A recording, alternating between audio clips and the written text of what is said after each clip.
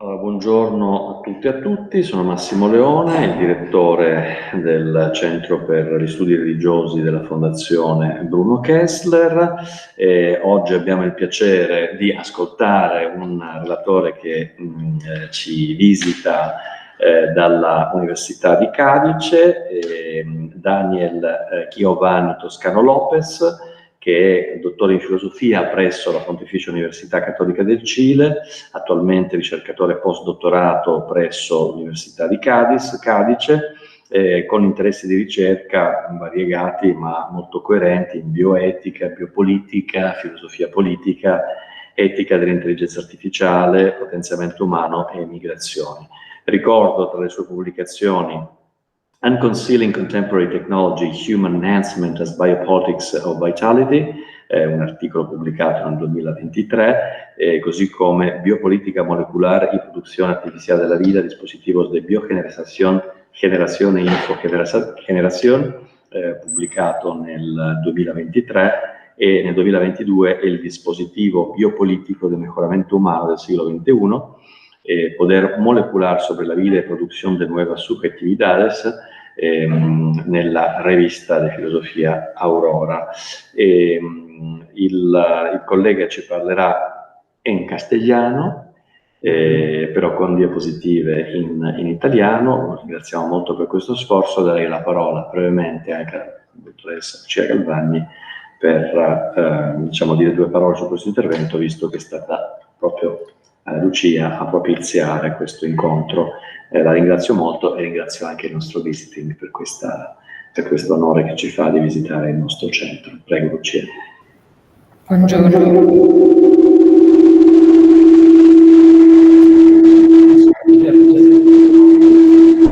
Direttamente da lì. Buongiorno a tutti, scusate questa interferenza audio.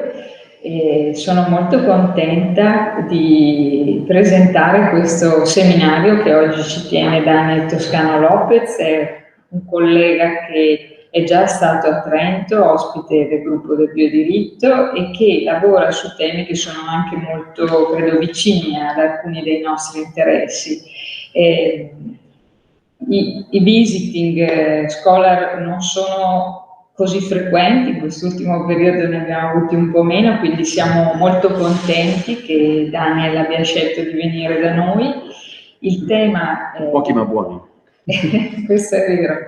E il tema di cui ci parlerà è, riflette una lettura molto articolata del Covid, fatta a posteriori, e credo che ci aiuti a capire quanto lo sguardo della filosofia, che è un po' come la nottola di Minerva che si alza al calare della notte, faccia capire quale può essere il contributo che la filosofia ancora può portare. Cioè, la pandemia per certi aspetti è terminata, la riflessione in merito è importante che continui. Allora, ringrazio Daniel di aver scelto di stare da noi in questo periodo e di aver dato disponibilità per parlarci di questa ricerca che ha in corso. Grazie. Grazie, sono molto contento di stare qui, grazie per questo invito.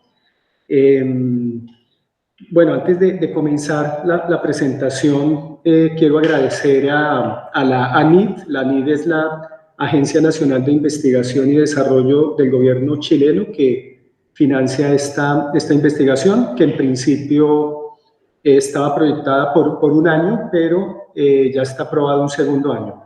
Pues también agradecer al profesor Francisco Vázquez García en España, que es el profesor que orienta académicamente este trabajo. Agradecer pues también al director Massimo Leone por esta invitación, también a la investigadora Lucia, también por esta gestión, ¿no? Y poder estar en este espacio compartiendo con ustedes, y gracias a quienes están aquí de manera presencial, a quienes nos acompañan de manera virtual.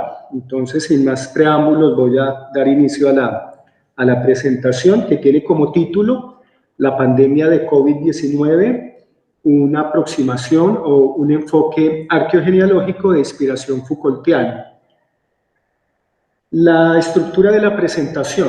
Este es el itinerario que yo quiero presentar esta mañana, teniendo en cuenta que se trata de los avances de 10 meses, de este trabajo que todavía está madurando y que estoy seguro que este encuentro podrá generar una retroalimentación bien importante. Así que van a ser bienvenidas las ideas, las observaciones, la discusión, porque eso sé que va a alimentar esta propuesta. Son 4 o 5 aspectos los que voy a trabajar en esta mañana. Primero, cuál es el tema principal, los objetivos que orientan la investigación, el contexto de la misma. Y luego quiero hacer un acercamiento al fenómeno de la pandemia como un asunto que es complejo, es dinámico, en términos de problematizar. Luego vamos a ver en ese momento, en ese apartado, qué significa problematizar el fenómeno de la pandemia, naturalmente desde la filosofía, pero intentando un ejercicio filosófico también de aplicación, ¿cierto? No una filosofía que se quede solamente en lo abstracto, sino que también sea útil para leer un fenómeno, ¿no? Después, el análisis arqueogenealógico y sus fuentes, hablar en qué consiste esta metodología Foucaultiana, una breve historia de las tecnologías político-sanitarias en el contexto de Chile, porque, como lo sostendré a lo largo de la charla, el método arqueogenealógico hace una lectura del fenómeno de la pandemia, no entendiendo la pandemia como un objeto preestablecido, ¿cierto? Sino que la arqueogenealogía, si bien emplea la caja de herramientas de la filosofía, se mueve en una especie de movimiento pendular, un movimiento de oscilación entre lo conceptual de la filosofía, pero atendiendo siempre el contexto, las especificidades y las particularidades en donde el fenómeno de la pandemia se desarrolla o se despliega, ¿no? Vale decir, es un fenómeno que no es lo mismo en Europa que como golpeó en otras latitudes del planeta, ¿no? Y termino con un poco el estado de la cuestión de cómo hay otros productos, no solamente un libro que tengo concebido para llevar a buen término la investigación, sino otros productos como un par de artículos y algunas charlas. Dicho esto, el título general de la propuesta de la investigación es el análisis arqueogenealógico de la gestión y del control de la población chilena en el contexto de la pandemia del COVID-19, ¿no? Aquí tenemos también una bella pintura que nos habla del retrato de una familia contemporánea, ¿no? Que grafica de algún modo en su momento cómo esta experiencia del encierro, de este encierro de la pandemia, generó unas dinámicas que impactaron no solamente la economía, la educación, la política, la espiritualidad, sino la dinámica familiar también, ¿no? Individual, etcétera, etcétera. Bueno, el contexto de la investigación, se trata pues de una investigación. Bueno, continuamos después de este impasse. Bueno, pedimos excusas, pero fueron problemas técnicos que ya se solucionaron. Así que les hablaba de la arquitectura tentativa del libro. Son cuatro partes que están proyectadas y si hablamos de lo que, digamos, está redactado, hablaría del capítulo 1 hasta el capítulo 6, es lo que ya tengo más elaborado, restando pues el resto de capítulos. Entonces la primera parte es una breve radiografía del impacto de la pandemia de COVID-19, es un trabajo más estadístico allí que muestra cuáles son los efectos en distintas esferas de la vida cotidiana. El capítulo 2 problematizo la emergencia sanitaria global y en ese orden de ideas es sobre este capítulo que hablaré pues esta mañana, ¿no? Porque no podré hablar, digamos, de todos los capítulos. La segunda parte, yo ya encaro y me enfoco más en la arqueogenealogía, ¿no? Son 3 capítulos que hablan sobre condiciones histórico-materiales y conceptuales de la emergencia del COVID-19. El quinto, una cartografía de los enfoques y de los discursos sobre la pandemia. El quinto es una discusión con aquellas representaciones sobre la pandemia del sentido común. Viendo, digamos, en este momento ese esquema, yo creo que debería invertir un poco, pasar el capítulo 4 antes, para que quede, y el tercero como el quinto, dado que si ustedes ven el título es arqueogenealogía, porque la arqueología va más de la mano de los discursos. Y lo genealógico tiene que ver más con esas condiciones histórico-materiales, conceptuales. Entonces ese es un elemento que ya vi que debo ajustar. La tercera parte, modelo tecnológico de biopoder en Chile durante la pandemia. Ya se trata más de aplicación. Si ustedes ven la primera y la segunda parte, son más conceptuales, más filosóficas, mientras que la tercera y la cuarta son más de aplicación. Acerca de los objetivos de la investigación, a ver si me deja mostrar allá. No. Los dioses Siamo usciti. Vamos a. Qui è cambiato. Anche per noi è cambiato. Sì, ha cambiado, sì, sí, sì, no sì. cambia. Allora Guarda, devo tenere. Entonces, sul video. vuelvo a.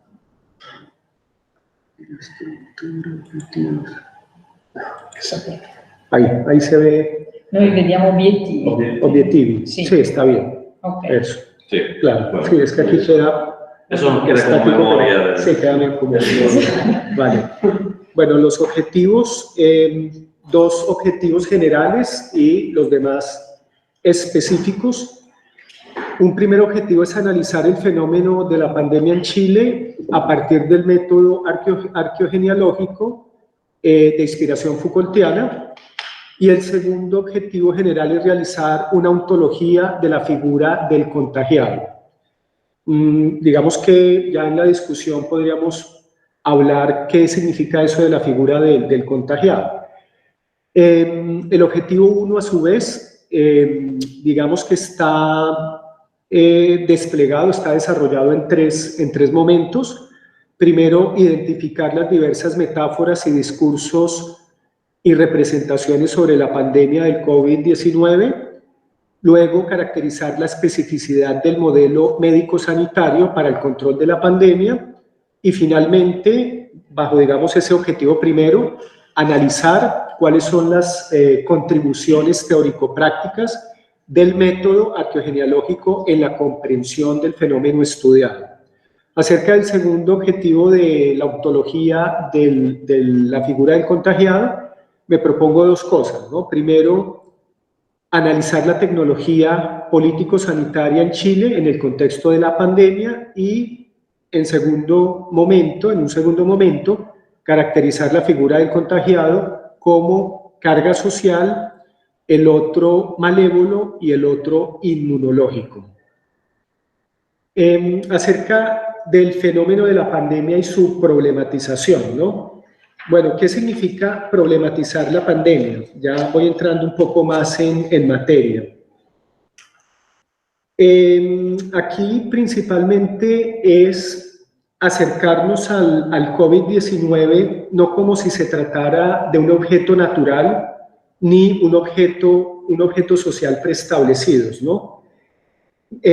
Lo que yo, digamos, señalo de entrada es que en algunos momentos y desde algunas perspectivas, la pandemia puede llegar a ser concebida como una especie de a priori, ¿no? De una especie de entidad o sustancia que se sostiene por sí misma, y eso de alguna manera nos pone en una concepción pues que yo llamo reduccionista y simplificada del fenómeno, ¿no? Y eso tiene unas consecuencias digamos que yo llamaría nefastas de alguna manera, reducir la comprensión de la pandemia como si se tratara de algo ya preestablecido, algo constituido de antemano. ¿Cuáles serían esas consecuencias negativas en ese orden de ideas y en esa manera de acercarnos a este fenómeno?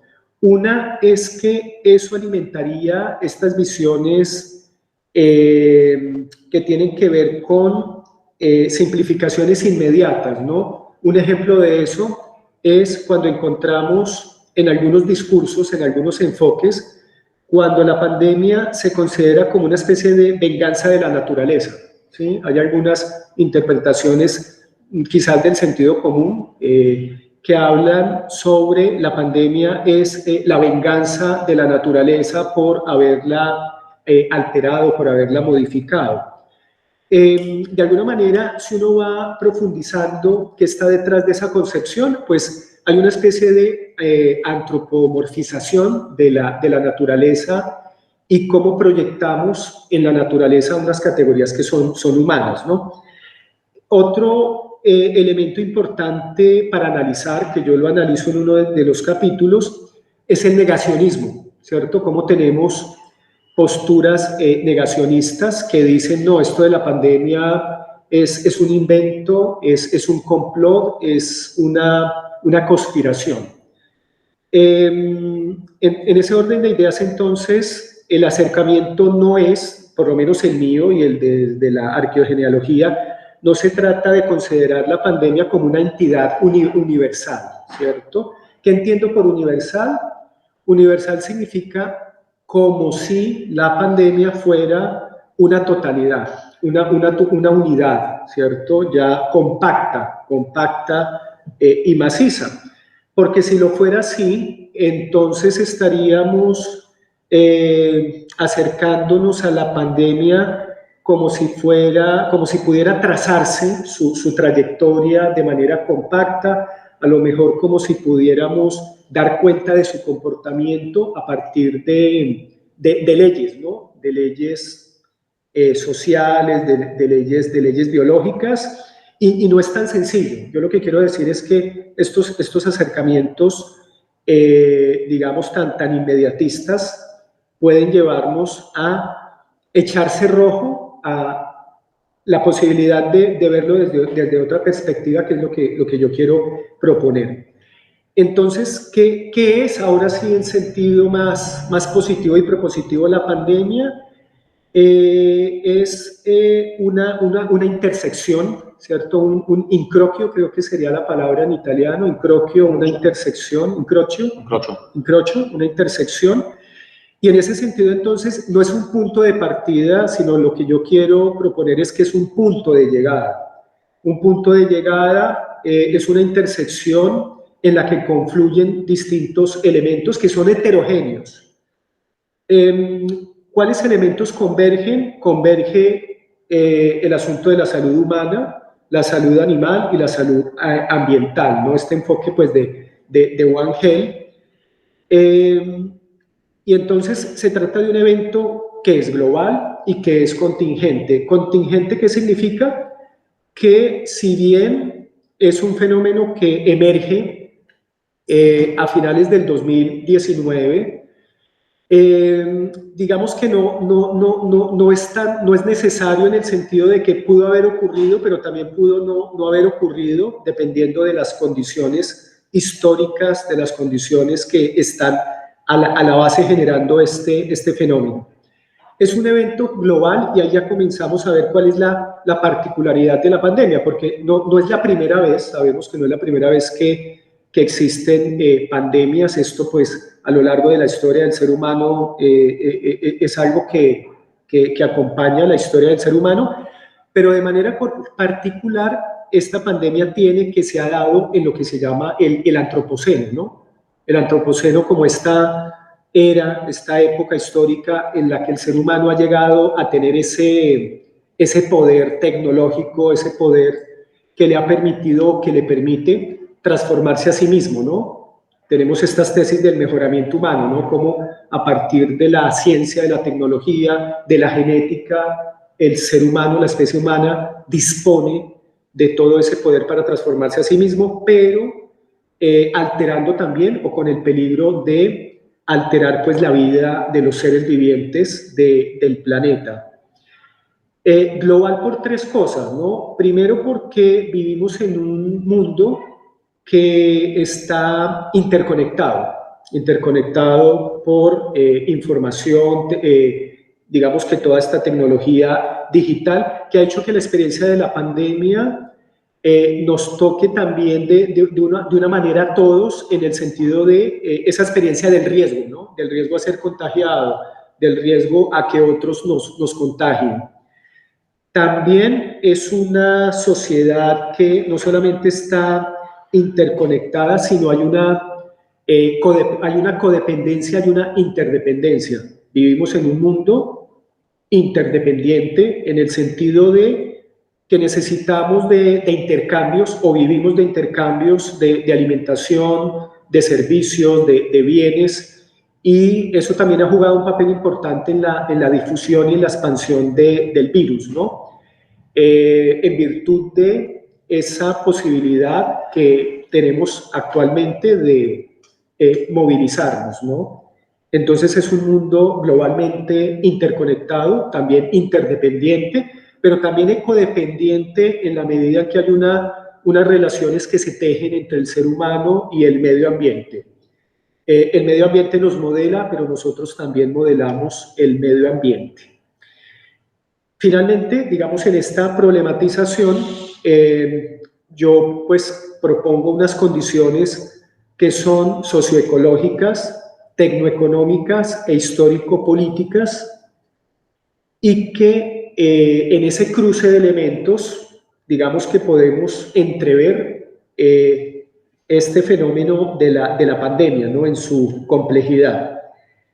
Acerca de las condiciones socioecológicas, digamos que por términos de tiempo, simplemente decir un par de cosas, ¿no? Sobre lo socioecológico. Y aquí, digamos que lo social, pues también tiene que ver con lo que se llaman estas condiciones o estas determinantes sociales de la salud, ¿no? Estarían acá recogidos, pero también aquí estaría recogido dentro de esas condiciones sociales y ecológicas que también hacen posible hablar de la emergencia del COVID-19, es la presión de la especie humana sobre la naturaleza, ¿sí? Una presión de la especie humana sobre la naturaleza que no es nueva, que digamos que hay autores que la han rastreado desde el mismo neolítico, ¿cierto? Cuando el ser humano genera esa relación con los animales, de domesticarlos, esta relación con la tierra, ¿cierto?, de comenzar a explotarla, pero naturalmente que es una explotación de la tierra, de los animales, que todavía no tiene ese impacto como ahora sí lo tiene esta época del antropoceno, en donde, en virtud de la tecnología, generamos un efecto y un impacto sobre la naturaleza ya de manera casi irreversible, ¿no? Mientras que en el neolítico, digamos que la naturaleza se recuperaba rápidamente. Tenemos también en estos elementos sociales, en estos elementos también ecológicos, los hábitos arraigados, ¿no? Eso es muy importante dentro de este enfoque arqueogenealógico, preguntarnos por cuáles son esas prácticas, esos hábitos que hemos ido cultivando, que de manera acrítica se han instalado en nuestra sociedad. Me refiero, digamos, a prácticas de explotación, de minería, de agricultura intensiva, de hiperconsumo, que van haciendo mella y daño en la naturaleza y que de alguna manera van alterando ese equilibrio milenario entre el ser humano y los virus, ¿no? Y los virus mismos. Acá pues también hablaríamos de la biomasa. Es muy interesante este concepto de biomasa porque, digamos, hay una fuente de Martínez que dice que junto con su ganado y los animales domésticos, el ser humano eclipsa el peso combinado de todos los mamíferos salvajes del planeta, dominando la distribución orgánica entre los animales más complejos de la Tierra. Entonces, si uno toma solamente al ser humano, uno dice, bueno, en términos de biomasa, estamos hablando de un 0.06 de gigatoneladas de carbono, pero que sumado los animales domésticos y tal, es un impacto grande, cada vez más el del ser humano. Es una especie de sobrepeso y de huella que el ser humano va impactando sobre el conjunto de los ecosistemas. Bueno, no, digamos que no estoy agotando, no quiero agotar, digamos, esas condiciones socioecológicas, pero es como para generar un poco por dónde va esto de las condiciones socioecológicas que repercuten en la aparición de epidemias. Y en este orden de ideas pues también está lo técnico-económico, ¿no? Como un segundo conjunto de elementos. Y allí pues tenemos lo que es el tecnocapitalismo, como la industria extractiva, como la minería a gran escala va transformando los usos del suelo.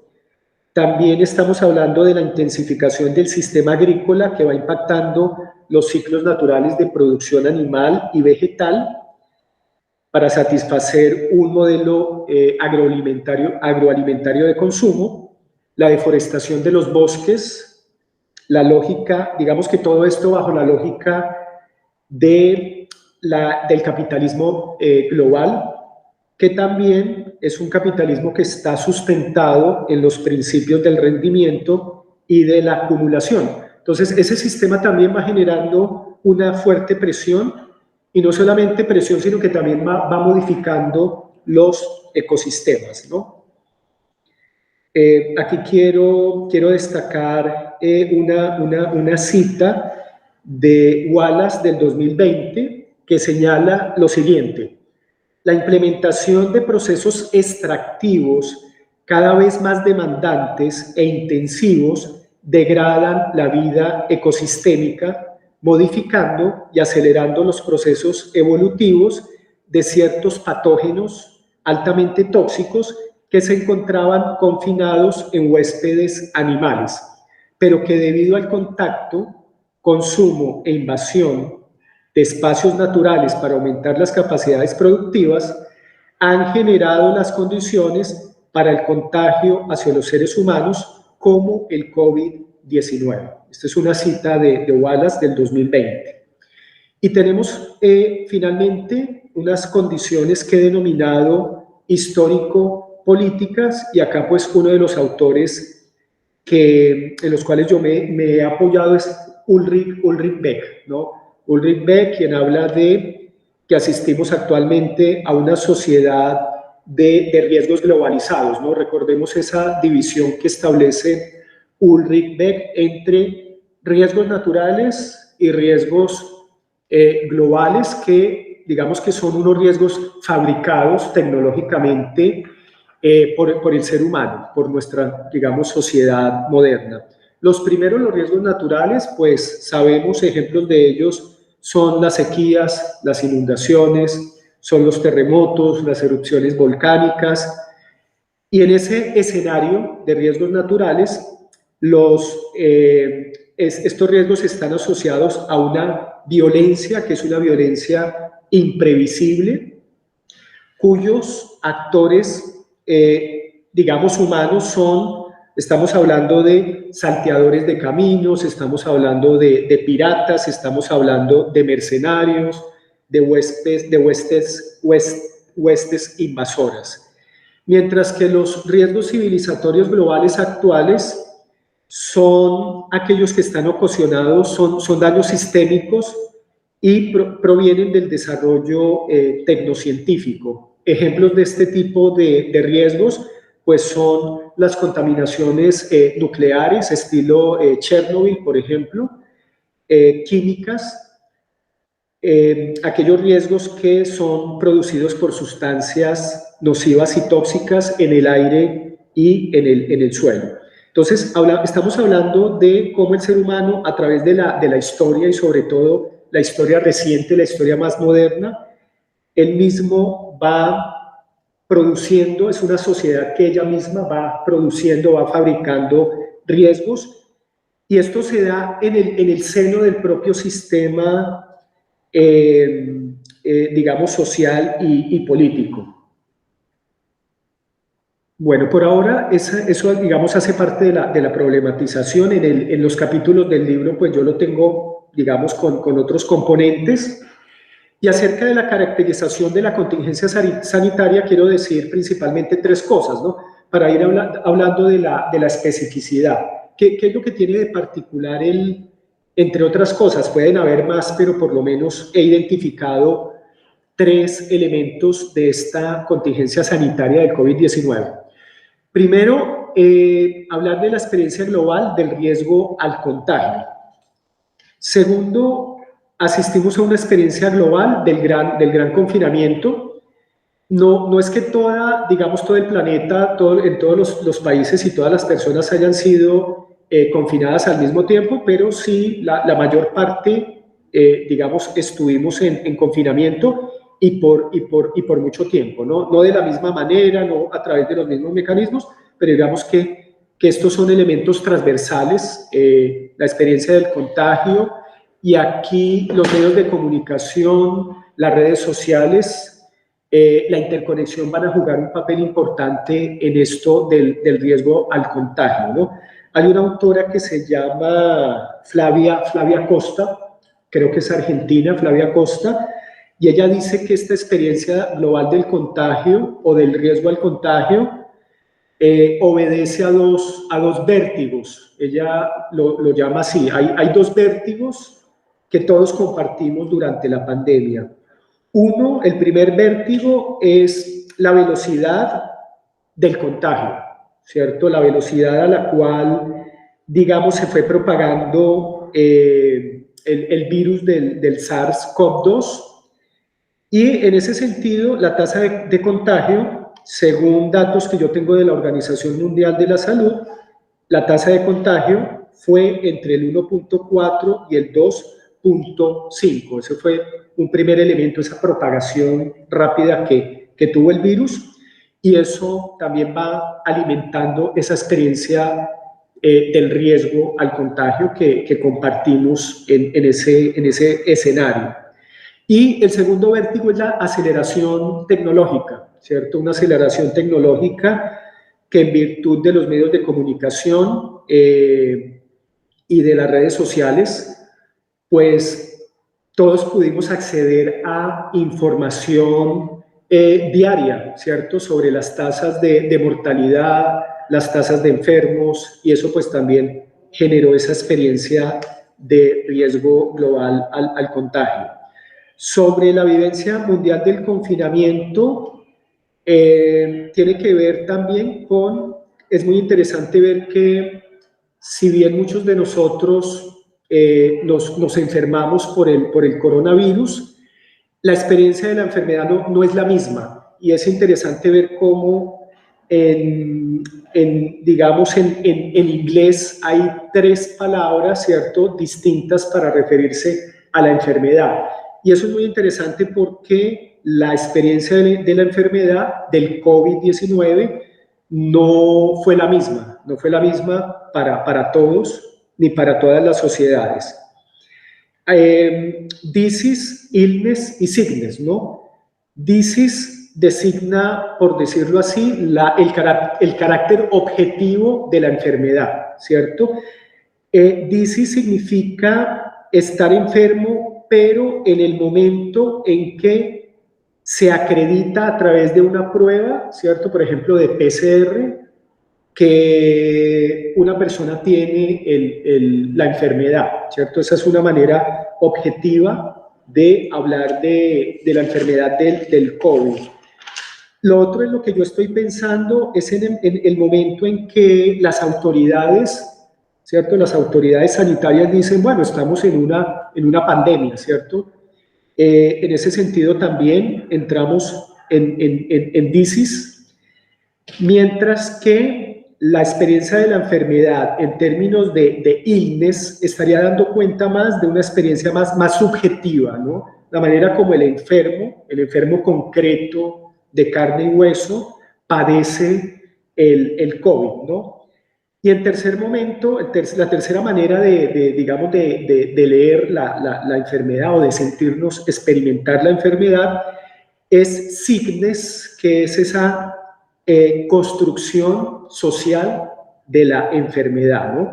Entonces, en resumen, disease significa, está ligado a la parte objetiva de la enfermedad, illness estaríamos hablando de la subjetividad, y sickness estaríamos hablando del elemento intersubjetivo, ¿no? Entonces es muy interesante porque es objetividad, subjetividad e intersubjetividad, que son tres modos distintos de situarnos frente a la enfermedad, ¿no?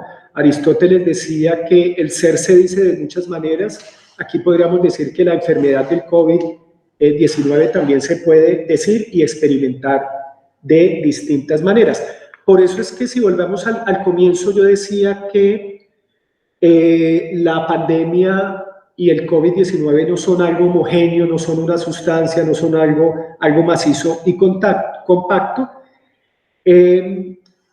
Y tenemos entonces, dentro de la caracterización de la contingencia sanitaria, esto me gusta mucho porque finalmente, en virtud de esta experiencia de la pandemia, más que conformar una comunidad, digamos, de naciones, una comunidad, porque una comunidad se puede configurar a partir de lazos a partir de la lengua, por ejemplo. Una comunidad, lo común, lo que puede congregar a unas personas a reunirse es la raza, es la religión, ¿cierto?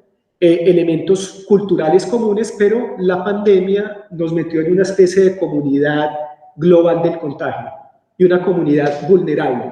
Entonces, ese concepto de vulnerabilidad me gusta mucho porque finalmente lo que nos generó algo común en la pandemia fue esa experiencia de la vulnerabilidad. Vulnerabilidad que se aplica al medio ambiente, que se aplica a los animales, pero también se aplica al ser humano. Así que ese elemento es bien interesante y que hace parte como elemento característico de la pandemia, ¿no? Sobre el siguiente punto, el análisis arqueogenealógico y sus fuentes, quiero establecer, digamos, lo siguiente, ¿no? Acá, principalmente, el método pues, arqueogenealógico es de inspiración Foucaultiana. En la presentación de hoy, pues recordemos que Foucault, o más bien, en virtud de Foucault, podríamos establecer dos momentos, ¿no? Los textos de Foucault de los años 60 se enfocan más en lo arqueológico, ¿no? Y lo arqueológico apunta a dilucidar o a generar un análisis de las prácticas discursivas y de los discursos, ¿no? Pero también hacia los años 70, pues Foucault se dedica más a la genealogía del poder, ¿no? Y es muy interesante, y esto yo creo que puede llegar a ser, o es la novedad de este enfoque de abordar la pandemia desde esta metodología, porque esta metodología lo que pretende es articular, generar una articulación entre el análisis arqueológico de los saberes y de los discursos, pero también la genealogía del poder, que tiene que ver con esto de lo que voy a hablar enseguida, que son los dispositivos, ¿no? O las tecnologías de poder, y ya más adelante voy a explicar qué significa esto de los dispositivos, porque es un concepto que utiliza Foucault de manera operativa. de manera operativa, pero no de manera temática, en el sentido de que Foucault no define, digamos que quien define de manera más profunda lo que es un dispositivo es Deleuze y es el filósofo italiano Giorgio Agamben. Ellos, digamos que definen más lo que es un dispositivo, y de eso pues también voy a hablar más adelante. La genealogía o lo arqueogenealógico se pregunta por el origen de algo, pero no entendiendo, porque también en alemán es muy interesante ver que hay 3 palabras para el concepto origen, ¿no? Uno de ellos es Ursprung, y con Ursprung se pretende señalar el origen puro, el origen metafísico, el origen solemne de algo. Y uno podría, al preguntarse por el origen de la pandemia, ¿cierto?, tratar de interpretarla como si fuera, como si tuviera un origen puro, un origen solemne, como si partiéramos de un punto cero para comprenderla, ¿no? Pero ese no es el sentido de la arqueogenealogía.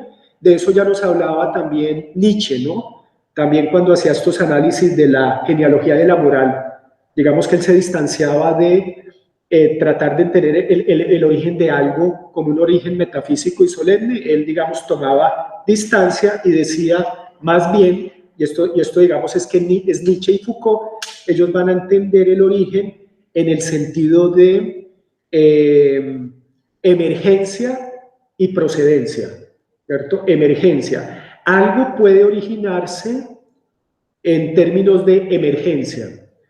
Un ejemplo de eso, cuando hablamos, por ejemplo, del origen del universo, ¿cierto? De cómo emerge, a la base pues hay choques, hay fuerzas.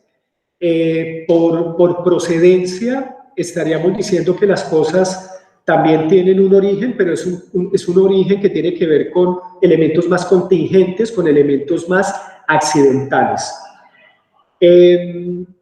Entonces, el análisis arqueogenealógico está acompañado también de una perspectiva histórica, y por eso cuando yo hago la aplicación de la tecnología, caracterizar cuál es esa tecnología política sanitaria actual en Chile, pues yo tengo que remontarme a cuáles son esos dispositivos históricos. Cuando hablamos de dispositivo, uno está tentado a hablar de estructura, pero recordemos que Foucault no es un estructuralista, y es muy interesante ese concepto de dispositivo porque si lo interpretamos desde Deleuze va a decir, imaginemos un ovillo o una madeja, ¿no? Un gomítolo di lana, sería un gomítolo di lana, es una imagen muy bella, porque si uno toma el gomítolo di lana, ¿cierto?, uno lo extiende, pero recordemos que Foucault estaría hablando más en términos físicos, ¿no? El poder en términos de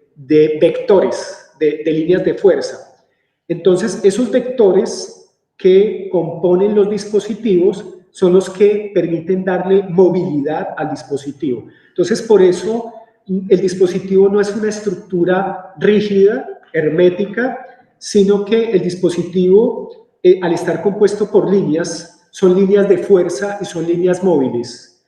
Y si lo ponemos en una perspectiva histórica, entonces es muy interesante, porque Deleuze dice, los dispositivos están vertebrados, están compuestos por líneas que pueden ser líneas de enunciación, líneas de visibilidad, líneas de subjetivación, líneas de objetivación y líneas de fuerza. Habla además de líneas de ruptura, de fisura, pero luego cuando yo entre al último punto que voy a presentar, voy a tratar de presentar cómo es eso en ejemplos concretos de cómo el dispositivo conquista o dispositivo jurídico se da en Chile a partir de 1540, cuando llega Pedro de Valdivia, digamos el conquistador, a conquistar Chile, y ver cuáles serían esas líneas de enunciación, que básicamente es lo jurídico, ¿no? Es el elemento legal, las líneas de visibilidad,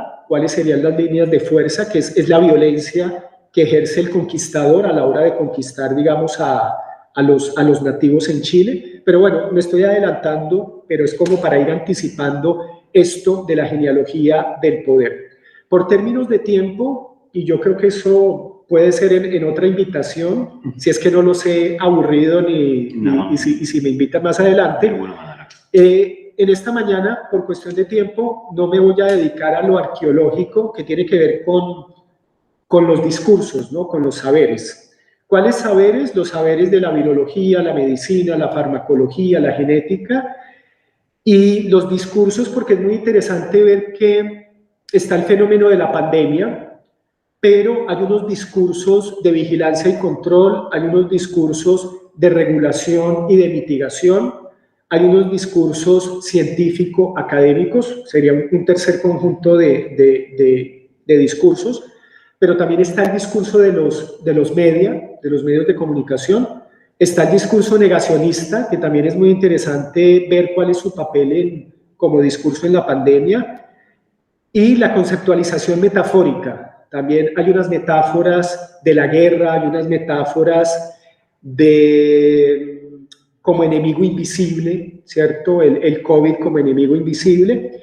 Y estos elementos es muy interesante analizarlos desde una perspectiva arqueológica en términos Foucaultianos, pero pues por tiempo no por lo menos en esta mañana no los trabajaré.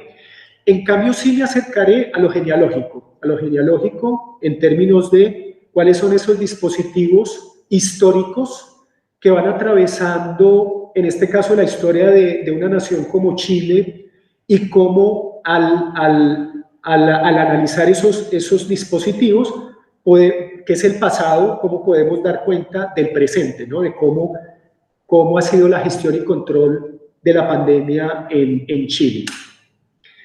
Las fuentes, la arqueogenealogía se basa en documentos, en este caso pues yo voy a basarme en documentos administrativos, en documentos también periodísticos, ¿cierto?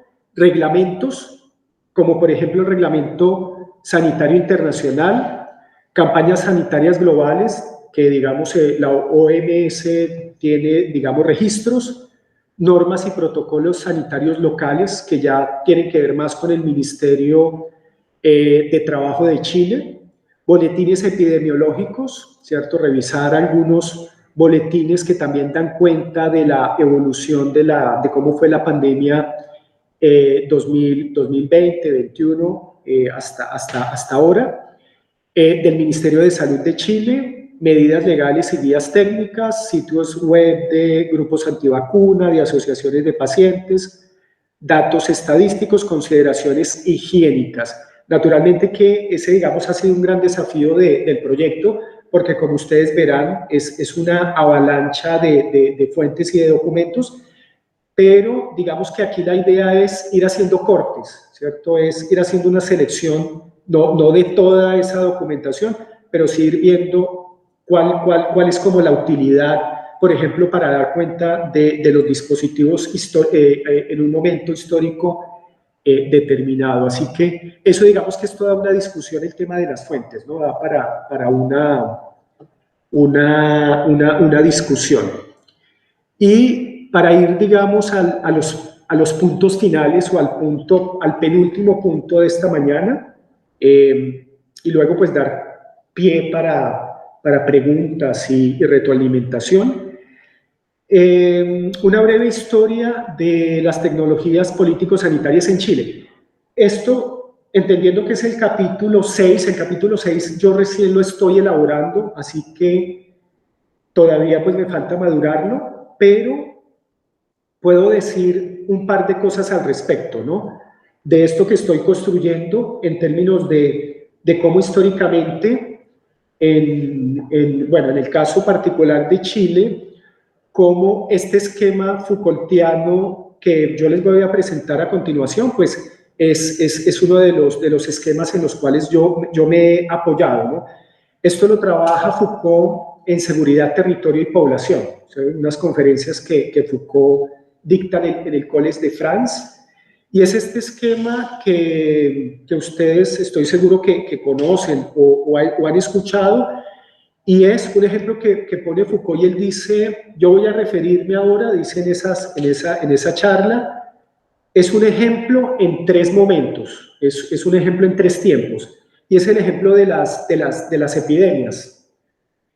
Y es la manera como hay unas tecnologías, dice Foucault, unas tecnologías políticas que responden a la emergencia precisamente de la lepra en un momento determinado, ¿cierto? De la lepra, de la peste, pero también como hay otra tecnología que responde a la viruela. Entonces Foucault dice, un primer elemento que yo quiero trabajar, o un primer dispositivo, como también lo denomina Foucault, es el dispositivo jurídico soberano, ¿cierto? Es un dispositivo que tiene como propósito y como objeto responder a la lepra. Entonces, ¿de qué manera responde?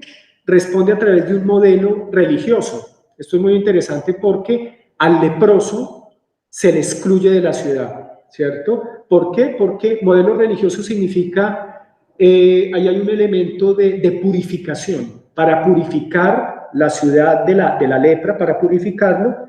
Este modelo, este dispositivo expulsa, genera una expulsión del leproso por fuera de los muros de la ciudad.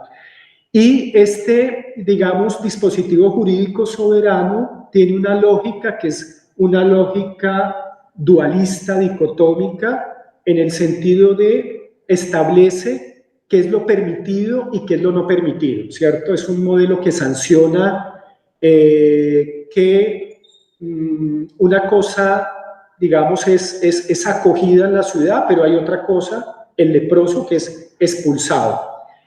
El dispositivo disciplinar, como un segundo ejemplo que pone de relieve Foucault en este texto de Seguridad, Territorio y Población, es el tratamiento ya no de la lepra, sino de la peste. Entonces, al que tiene peste, ya no se le expulsa por fuera de la ciudad, sino que se le encierra, ¿cierto? Se le encierra. Y aquí el modelo no es el religioso de purificar la ciudad, sino el modelo es el campo militar, que es el campo romano, ¿cierto? Que son cuadrículas, son campamentos, y en ese sentido, pues, este dispositivo disciplinar, como su nombre lo indica, trabaja o apunta a los cuerpos individuales. Entonces los encierra. Recordemos el panóptico de Bentham, que Foucault lo toma como ejemplo en este texto de Vigilar y Castigar, ¿cierto? Vigilar y Castigar, en donde Foucault nos habla de la cárcel como un dispositivo disciplinar, en donde para un mejor control y vigilancia del preso se le encierran celdas, ¿no? Entonces, pero este modelo también es utilizado digamos, en el tratamiento de la peste, ¿no? Como un segundo dispositivo. Entonces, resumiendo, tenemos un dispositivo jurídico soberano que frente a la emergencia, ¿cierto?, de la lepra, genera un modelo de expulsión del leproso, pero también tenemos un dispositivo disciplinar que frente a la peste, frente a la persona que tiene peste, lo encierra, ¿cierto?, para poder vigilarlo y controlarlo, pero también hay un tercer modelo que es el de seguridad, de sicureza, que genera un tratamiento a la viruela, ¿no? Porque recordemos que la viruela se trabaja con el mal que se inocula en el cuerpo, ¿cierto? Y allí el modelo es la circulación de la sangre, porque es un modelo que ya no encierra al contagiado, sino que es un modelo que, frente al ejemplo de la viruela, pues la viruela requiere de espacios abiertos. Es un espacios abiertos en el sentido de que se necesita que los espacios tengan aire, ¿no? Que pueda circular el agua, pueda circular el aire.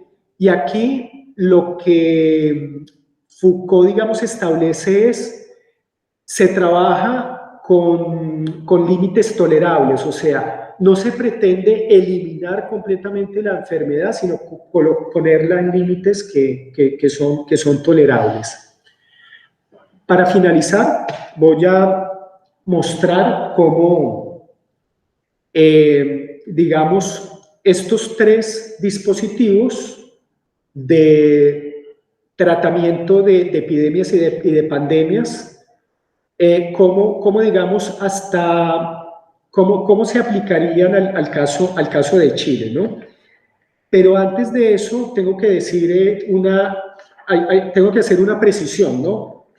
Sobre todo para las personas que están viendo, digamos, el esquema online, porque el esquema que yo voy a presentar a continuación me gusta y no me gusta, ¿cierto? O sea, me gusta porque uno puede establecer históricamente tres cortes, ¿no? El primero de 1540 a 1598, que es lo que Foucault denomina el dispositivo jurídico soberano, ¿no? Yo le agrego dispositivo conquista. Entonces es dispositivo conquista o dispositivo jurídico soberano, que va desde 1540, cuando llega Pedro de Valdivia a conquistar Chile, hasta 1598, que ahí se producen unos eventos muy interesantes porque van a comenzar, o bueno, comienzan unos años antes lo que se llama la guerra de Arauco, que es esa gran resistencia del pueblo mapuche contra los conquistadores. Luego, el segundo dispositivo de 1598 a 1810, que es la colonia, ¿cierto? Es el dispositivo disciplinar, dispositivo que tiene que ver con este periodo colonial. Y el tercero, que es el dispositivo liberal, cuando ya se establece la República en Chile, 1833 a 1891. Pero claro, este modelo arranca desde 1810 para establecer también ahí una cronología. Yo les decía que no me gusta mucho este esquema, por otro lado, porque resulta que Foucault es muy claro en decir, no se trata de un modelo lineal. La arqueología o el análisis arqueogenealógico no nos puede llevar a hablar como de una era de lo jurídico soberano, de una era disciplinar y de una era de la seguridad iliberal, sino que tendríamos que hablar de una especie de entramado, ¿no? Hay una trama en donde a mí me gustaría pensar más en términos de un triángulo, ¿cierto? Si pensamos en un triángulo, estaríamos hablando de tres componentes que están presentes desde el mismo dispositivo jurídico soberano hasta la aplicación, digamos, de la tecnología biopolítica actual, digamos, para interpretar el COVID en el caso de Chile. Son tres elementos irreductibles, siempre están presentes. Lo que sucede es que hay uno en particular que en un determinado periodo histórico es el que predomina, ¿no? Entonces, veamos el primero, cómo este dispositivo conquista o dispositivo jurídico soberano en 1540 a 1598, quiero ir caracterizándolo, ¿no? Pues por cuestiones de tiempo a lo mejor me faltarán algunos elementos, pero de este dispositivo quisiera decir lo siguiente, ¿no? Recordemos que un dispositivo es está compuesto por líneas, ¿cierto? Y veamos cuáles son esas líneas que configuran ese dispositivo jurídico soberano. Hay una primera línea como línea de denunciación que tiene que ver con cómo cuando España, ¿cierto? La conquista española de los reyes católicos, Fernando e Isabel, digamos que ellos como soberanos, por eso también tiene ese nombre, es un dispositivo soberano también porque, digamos, detrás de esto está como la conquista, pues también hay un elemento político, de pretensión de conquistar territorios, de buscar nuevas vías comerciales, ¿cierto? 1492. Y entonces, cuando la conquista va a llegar a Chile en 1540, se tiene que ir armando, se tiene que ir construyendo un aparato que es administrativo, un aparato que es jurídico, pero también viene de la mano con un aparato militar, ¿cierto? Los soldados. Los primeros años son de una violencia terrible, ¿cierto? Como sabemos, ¿cierto? Por el lado de los conquistadores y por el lado de la resistencia de los nativos. Hay un esfuerzo por parte de la corona de establecer una especie de política sanitaria, ¿no? Muy incipiente, pero no podemos hablar en ese contexto todavía de una política sanitaria, porque eso es algo que se va a establecer en Chile y en América Latina después, ¿no? Eso va a tardar mucho tiempo. Hay algo muy interesante, y es que en ese choque primero entre conquistadores y nativos, no solamente está este choque cultural, este choque violento de fuerza, sino que también va a haber en esa violencia un traspaso de enfermedades también, de enfermedades. Voy a citar aquí a un autor. Durante el siglo XVI, los más importantes agentes epidémicos fueron la viruela, el tifus europeo, la fiebre tifoidea y el sarampión. Más tarde llegarían las otras grandes enfermedades como la peste bubónica, la escarlatina, la malaria y el cólera. Por su parte, lo anterior es la parte europea, ¿no? Que digamos va llegando al Nuevo Mundo, pero también a la inversa, ¿no? Los americanos infectaron a los europeos con la mortal fiebre amarilla, las bacterias y los protozoos peruanos y brasileños. Entonces eso también es muy interesante, ese intercambio, y ver cuáles son esas problemáticas que en términos de enfermedades están facilitadas y están propiciadas por ese encuentro, y que para hacer una lectura de eso, yo digamos que lo coloco en términos de ese dispositivo jurídico soberano. Entonces hay todo un aparataje jurídico administrativo, que en este caso, en el dispositivo conquista, como lo llamo yo, o jurídico soberano, esas son las líneas de enunciación de este dispositivo. Pero este dispositivo jurídico también tiene unas líneas de visibilidad. ¿Qué significa líneas de visibilidad? Que como los soberanos están a ultramar, están de manera distante, ellos están en España, ¿cierto? No, y delegan de alguna manera la conquista, la manera como se representa ese poder soberano, pues es a través de instituciones, ¿cierto? Como cuáles, por ejemplo, el cabildo. Hay un sistema que es muy interesante, que es el de la encomienda, ¿cierto? La encomienda es un sistema que hace un reparto en el sentido de esclavos y tierras. Entonces, cuando los conquistadores llegan al Nuevo Mundo, hay un mecanismo que se llama la encomienda, que es el que faculta, digamos, a los conquistadores y a los cabildos para hacer distribución de esclavos, distribución de tierras. Y eso es lo que yo denomino línea de visibilidad, porque es la manera como el soberano también, digamos, hace presencia en estas tierras. Una línea muy interesante que ya había mencionado es una línea de fuerza, que toda esta empresa de conquista pues no hubiera sido llevada a cabo sin un ejército, ¿no? Sin un ejército que en este esquema tiene que ver con ese componente militar, pero veamos aquí también hay un componente religioso, también lo que Foucault va a denominar el poder pastoral, ¿cierto? Es un poder pastoral, porque es que recordemos que la conquista llega, poder militar, pero también con un elemento de evangelización religioso.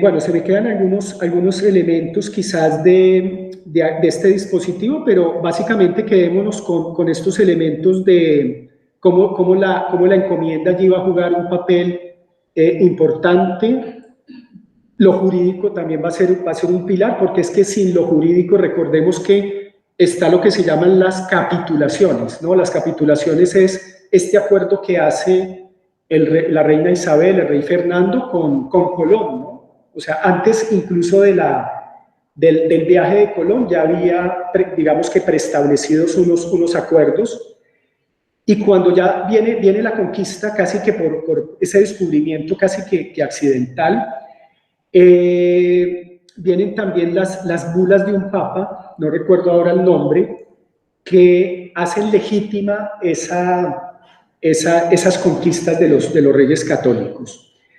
Bueno, voy a ir más rápido pues para ir terminando. El dispositivo colonial o disciplinario, ¿no? Cuando hablamos de este segundo dispositivo, no es que renunciemos al anterior, ¿cierto? Sino que más bien se van tomando elementos del dispositivo anterior, hay otros que se van, digamos, dejando al lado. Por eso este esquema, visto desde Foucault diría, estamos frente a unas tecnologías que es un esquema discontinuo, ¿cierto? De discontinuidad, pero claro, en la diapositiva que yo les he presentado genera la sensación de continuidad, pero la arqueogenealogía, ¿de qué se encarga? De tratar de reconstruir históricamente cuáles son esos hilos que nos permiten generar continuidades de dispositivo a dispositivo, pero también hay líneas de ruptura. Por ejemplo, el cabildo, o más bien, si la encomienda la encomienda y lo jurídico son dos piezas fundamentales en el dispositivo jurídico soberano y lo militar también, en lo colonial una pieza fundamental van a ser los cabildos, ¿sí?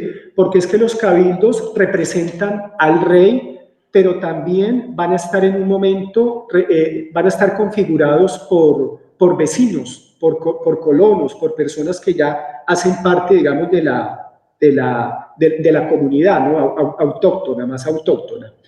Entonces, los cabildos van a jugar un papel muy importante porque los cabildos se van a encargar, entre otras cosas, de temas sociosanitarios, ¿cierto? Por ejemplo, de los escándalos que hacen las personas por alcohol, por ejemplo, eso digamos que los cabildos ya empiezan a establecerlo. Van a empezar a establecer cuando hay cuarentenas, hay pandemias o epidemias, más bien en ese contexto, entonces el cabildo va a ir generando unas medidas y unas políticas para el control de las mismas. Hay otro elemento importante que hay que ir recogiendo y es el de los hospitales. Entre 1540 a 1598 hay toda una serie de esfuerzos por los conquistadores y desde luego por los reyes católicos por construir, digamos, hospitales, y de hecho lo hacen, ¿sí? En 1557 el Hospital de San Juan, en una ciudad Osorno, en 1558 el Hospital de San Cosme y San Damián, y hay varios otros. Lo que sucede es que nuevamente por la resistencia mapuche, la mayoría de los hospitales son destruidos o por la resistencia mapuche o por terremotos, porque digamos que Chile se caracteriza es un país tectónico por terremotos, y eso hace que bajo el dispositivo jurídico soberano pues no tenemos una política sanitaria, hay un intento, los hospitales pues realmente se llegan a financiar pero de manera, se subsidian, es por la caridad. En cambio ya en lo colonial es muy interesante porque el papel cuando hablamos de hospitales, no es el hospital moderno, desde luego, ¿cierto? Ahí no podemos cometer un anacronismo de que cuando hablamos hospitales en épocas de la colonia no son los modernos, pero es muy interesante que los hospitales tienen una función salvífica, ¿sí? Es una función salvífica. Y además porque durante la colonia ya se le da un papel a las órdenes religiosas. Las órdenes religiosas ya comienzan a generar una administración de los hospitales. Antes no, cuando llegan los conquistadores, pues realmente la situación de los hospitales es algo que no se consolida en virtud de los elementos que expuse anteriormente. Entonces tenemos aquí el cabildo, y hay algo muy importante porque si lo vemos en términos de dispositivo, el dispositivo jurídico soberano, lo que prima en ese primer dispositivo es la línea de enunciación, es la línea de enunciación del dispositivo jurídico, ¿no? Acá en el dispositivo colonial lo que prima son las líneas de visibilidad, porque las instituciones ya empiezan de una manera precaria a empezar a establecerse, ¿no? En el sentido de hay un protagonismo de los cabildos, hay un protagonismo, digamos que los hospitales ya empiezan a ser administrados por órdenes religiosas, y el tercer dispositivo, que es el liberal, es muy interesante porque hay una figura que incluso desde antes de la conquista atraviesa todos estos dispositivos, que es lo que se llama el medicato. No sé en italiano cuál es la palabra. Protomedicato. Sí, claro, que es el encargado, es como una especie de, llamaríamos de manera contemporánea, un equipo técnico que se encarga de ir regulando la profesión médica, ¿no? La va regulando. Y eso es muy interesante porque desde antes de la conquista, 1477-76, los reyes católicos generan ese protomedicato que se encarga de organizar ese tema, diríamos actualmente, sanitario. Atraviesa todos los dispositivos, pero es muy interesante porque particularmente en el contexto republicano y liberal se va transformando hasta que se va a transformar en lo que es, ya voy a mencionar el nombre, digamos que es muy particular en Chile.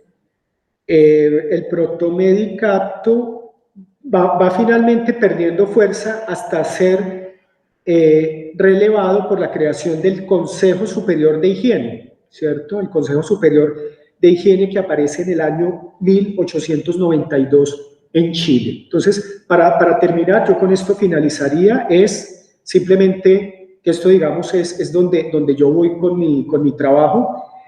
Es muy interesante que la arqueogenealogía permite rastrear, este es un ejemplo, instituciones como estas, que es una especie de tribunal, es un tribunal, antes de la conquista lo crean por inspiración de los reyes católicos a finales del siglo XV, pero resulta que ya en el siglo XIX, O'Higgins, que es, digamos, es una figura importantísima en Chile, toma esa figura del protomedicato y la inserta en el contexto republicano, ¿cierto? La inserta en el contexto republicano. ¿Y esto para qué? Esto va a permitir generar un ejercicio de poder a partir del Estado para controlar la medicina y la salud del pueblo chileno. Y el protomedicato, pues también ese sería otro elemento que tiene que ver con la Facultad de Medicina de la Universidad de Chile, ¿no? Digamos que la Facultad de Medicina de Chile también en un momento va a absorber elementos de este protomedicato, y pues la Universidad de Chile pues también tiene un protagonismo muy importante a la hora, digamos, de abordar estos asuntos de la salud, ¿no? Voy a dejar hasta ahí, y bueno, ya luego podemos seguir a la luz de las preguntas que tengan y de las inquietudes, profundizar en algunos aspectos. Bueno, muchas gracias. Gracias. Gracias. Espero haber respondido